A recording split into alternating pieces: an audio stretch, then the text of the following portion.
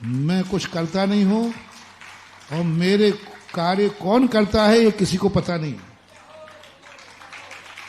लोग ताज्जुब यही कर रहे हैं कि होता क्या है, मामला क्या है महाराज जी, ये बताओ कौन सा जादू मंत्र। लोग इस पे चले जाते, प्रश्न भी करते, ये बताओ महाराज 10 मिनट में 30 मिनट में कोई छेद बनता है, आखिर है क्या, ये कौन करता है। ये पक्का है मैं कुछ नहीं करता। मैं तो देखो तुम्हारे सामने बैठा हूं, बिल्कुल आप तो देख लो मेरे कमंडल में कुछ हो तो एक आध दिन कमंडल खोल के देख लेना, कुछ नहीं मिलेगा। लेकिन कार्य हो रहा है तो कोई ना कोई तो, क्योंकि कार्य कोई ना कोई करता है। मैं करता नहीं हूं, पता नहीं कौन करता है, ना तुम जानो ना हम जाने, इसी में सार है। तुम तो बस ये कहो महाराज हम सब शिविर में बैठ गए तो व्यवस्था कौन करेगा, चिंता मत करो, ये सुधा सागर का शिविर है, इनके सानिध्य में कौन करेगा ये तो तुम्हें जानने की जरूरत नहीं। तुम बैठो फिर बताऊंगा कौन करेगा, तुमसे ज्यादा अच्छा करेगा, तुमसे ज्यादा अच्छा होगा, बहुत अच्छा होगा। और अशोक नगर का यदि एक भी कार्यकर्ता नहीं रहे तो मैं इस शिविर में ऐसे चमत्कार दिखाऊंगा, इतना अतिशय होगा, इतना अतिशय होगा कि आकाश से देवता भी देखने आएंगे। शर्त है कि अशोक नगर का कोई भी कार्यकर्ता नहीं रहे, सारे कार्यकर्ता लोग शिविर में बैठ जाएं। महाराज जी पहले बता, फिर कहां के रहेंगे। मैंने कहा ना पूछो मत मेरे से, कौन करेगा इसकी तो तुम चिंता ही मत करना, लेकिन तुम भर नहीं करना। तुम भर नियम ले लो अशोक, लेकिन ये नहीं महाराज जी हम शिविर में भी नहीं बैठेंगे और काम भी नहीं करेंगे, फिर कराओ किसी, फिर तो नहीं करना, फिर तो मामला गड़बड़ है। मेरा अतिशय कब होगा, जब तुम सब शिविर में बैठो और फिर कार्यकर्ता कहां से आएंगे, कौन आएगा, ये सुधा सागर का चमत्कार देखना। तुम पहले बैठो, जितने 500 वॉलेंटियर हैं सब आज उनके जो वॉलेंटियर में नाम लिखा है ना, उनके सबके फार्म भरवा दो, इनका भी भरा दो, इनका जो तुम्हारे बैठे ना अध्यक्ष मंत्री राकेश, दोनों राकेश का, महाराज जी अध्यक्ष का भी, फिर तो चिंता मत करना। जहां मैं बैठता हूं उस समय सारे अध्यक्ष खत्म, अकेला मैं ही अध्यक्ष रहता हूं।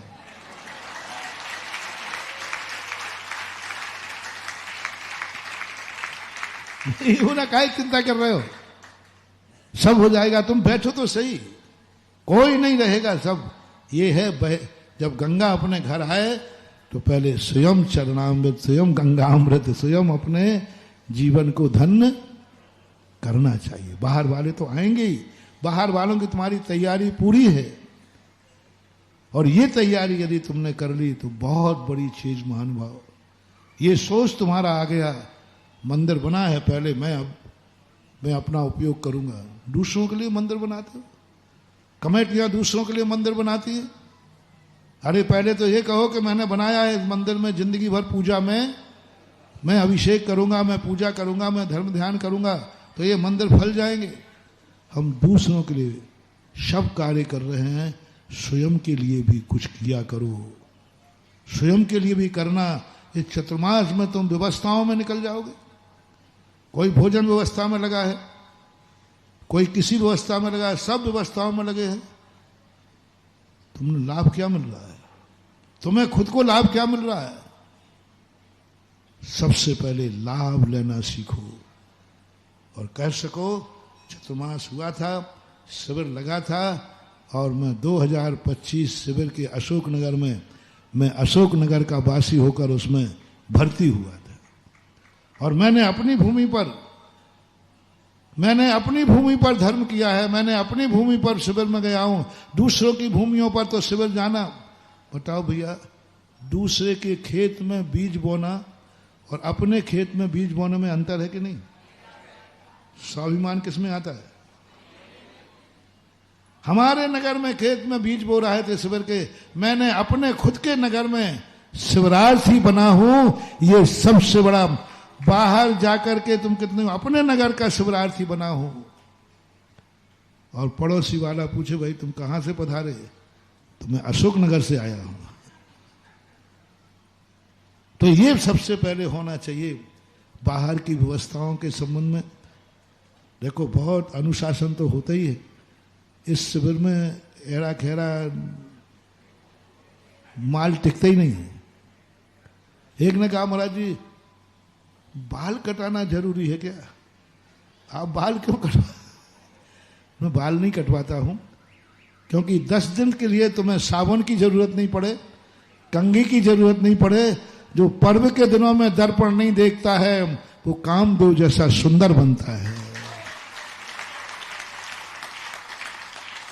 महाराज देखो आप देखो कह रहे दाढ़ी मत बनाना, बाल छोटे करना, मैं इसलिए कह रहा हूं कि 10 दिन दर्पण मत देखना, देखना ही नहीं पड़ेगा। उस 10 दिन को पर्व के दिनों में तुमने पूजवर समंत्र भद्र महाराज रत्न कर्ण श्रावकाचार्य के दिन उपवास का उदाहरण दिया उपलक्ष्य में कि उपवास के दिन तुम मंजन नहीं करना, स्नान नहीं करना, दर्पण नहीं देखना, तेल फुलेर नहीं लगाना, कोई श्रृंगार नहीं करना। इससे क्या होगा?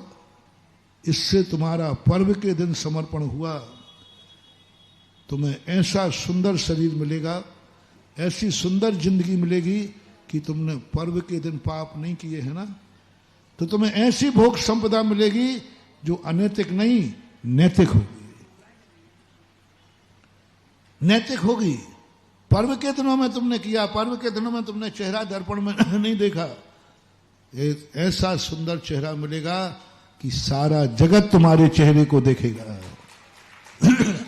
इसलिए पर्व के दिन में मैंने कहा था दाढ़ी मत बनाओ, पर्व के दिनों में राग मत करो, ऐसा भाव मत करो इसलिए। और बाल छोटे इसलिए करा दे जैसे कंघी आदि का कोई विकल्प नहीं आए, तेल नहीं लगाना पड़े, कुछ नहीं, अपने बढ़िया छोटे बाल है। और बाल तो ऐसी खेती है रे, हमसे पूछो, इन बालों को उखाड़ उखाड़ करके पता नहीं 50 साल हो गए फिर भी आ जाते। तुम तो कटिंग ही करा रहे हो, हम तो क्या करते हैं 50 साल से उखाड़ रहा हूं, फिर भी बाल अभी भी आते हैं कि नहीं? हाँ, तो क्या फर्क पड़ता है? 10 दिन यदि हमने बाल थोड़े छोटे करा लिए, 2 नंबर 3 नंबर क्या होता है, यदि इतने छोटे करा लिए कि भाई कंघी करना ही, तो इससे तुम्हारे लिए बहुत बड़ा लाभ है। कोई कटिंग करने का और कोई ऐसा पर्पस नहीं है, वो तुम्हारे हित के लिए, तुम्हारे सगुन के लिए, कि भविष्य तुम्हारा इतना अच्छा बने कि तुम्हें दर्पण न देखना पड़े, सारी दुनिया तुम्हारे चेहरे पर टकटक लगा कर देखे। ऐसी टकटकी लगाए, दृष्टा भवंत मणिमेश, लोग देखा ऐसे। तो इसलिए ये सारे अनुशासन तुम्हारे लिए शिविर में लगते हैं, धर्म के लिए नहीं, धर्मात्मा बनाने के लिए नहीं, तुम्हारा संसार प्रशस्त हो, तुम्हारी जिंदगी प्रशस्त हो, तुम्हारा हर दिन पवित्र हो, तुम्हारी जिंदगी में, तुम्हारे कुल में, तुम्हारी जाति में, तुम्हारे देश में कभी तुम्हें ऐसे अनैतिक कार्य न करना पड़े जिंदगी के लिए, क्योंकि तुम अच्छे कार्यों से, तुम्हारे पास ये दान क्यों करा रहा हूं, कोई मतलब नहीं मुझे और न मंदिरों से, इसलिए करा रहा हूं कि भविष्य में तुम्हें धन की जरूरत पड़े तो किसी का जीव न काटना पड़े, कभी धन की जरूरत पड़े तो चोरी, कभी धन की जरूरत पड़े तो पराये धन पर तुम्हारा मन न ललचाए, तुम्हारे पास ही इतना धन आ जाएगा कि तुम्हें चोरी करने की जरूरत नहीं पड़ेगी। बस ये तैयारी है दान से। दान देने का अर्थ यही है कि हमारे भक्त के पास इतना धन हो कि कभी उसे दूसरे की धन की तरफ जाने नहीं पड़े, चोरी का भाव नहीं है। आहार दान इसलिए दिलाने की बात आती है, कभी जिंदगी में इसे दूसरे के सामने हाथ न फैलाना पड़े, भीख न मांगना पड़े, आज रोटी कौन देगा। हर चीज में एक ही है, मंदिर बनाने का एक ही है। मैंने एक दिन कहा था, अभी समय हो रहा है, बहुत बड़ी बात कही थी, महाराज आप कितने मंदिर बनवाते हो? मैंने कहा मुझे मंदिर बनाना ही नहीं है, मेरी तो एक ही तमन्ना है, मेरा कोई भी भक्त मरे तो तू फुटपाथ पे जन्म न लेवे। मेरा कोई भक्त मरे तो फुटपाथ पे जन्म न लेवे, वो उस बाप के यहां जन्मे जिसके जन्मते ही उसका खुद का मकान हो, जो वसीयत में मिले। वसीयत में किनको मकान मिलता? बाप हवेली छोड़ गया, उस जीव ने, बालक ने कभी मंदिर बनाया होगा, उस मंदिर का फल उसको जन्मते ही। हर भक्त हमारा जहां भी जन्म ले उसका मकान खुद के बाप का हो। जन्म लेने के लिए कह रहा हूं, मरने के लिए नहीं। जब भी तुम जन्मो तो कहां जन्मो? खुद के बाप के मकान में जन्मो। कुछ फुटपाथ पे भी जन्मते हैं कि नहीं? कौन जन्मते? जिन्होंने कभी आवास दान नहीं दिया, कभी मंदिर नहीं बनाए, कभी संस्थाला नहीं बनाई, कभी गौशाला नहीं बनाई, कभी भी आवास दान किसी को नहीं दिया, किसी को झोपड़ी बना के भी नहीं दिया, ऐसे लोग मर करके फुटपाथ पे जन्मते हैं। इसलिए मैं तुमसे मंदिर नहीं बन पा रहा हूं। सुन रहे हो रे फुटपाथियों?